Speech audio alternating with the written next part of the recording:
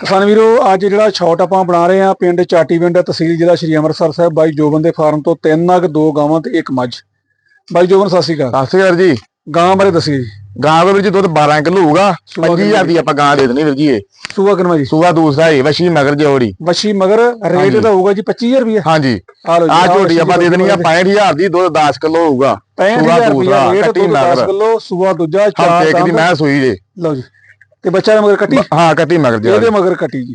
ਇਹ ਗਾਂ ਕੋ ਦੁੱਧ ਹੋਊਗਾ 8 ਕਿਲੋ ਦੇਣੀ 7 ਕਿਲੋ ਕਰਕੇ ਆ। ਇਹ ਆਪਾਂ ਦੇ ਦੇਣੀ ਆ 11000 ਰੁਪਏ ਦੀ। 11000 ਰੁਪਏ ਦੀ ਗਾਂ ਦੋਸਤੋ ਮਿਲ ਜਣੀ ਜੇ 7 ਕਿਲੋ ਦੁੱਧ ਨਾਲ ਗਾਂ ਵੀ ਤੇ ਨਾਲ ਦੁੱਧ ਵੀ 7 ਕਿਲੋ ਤੇ ਰੇਟ ਦੇ ਬਿਲਕੁਲ ਛੋਟਾ ਜਿਹਾ 11000 ਰੁਪਇਆ।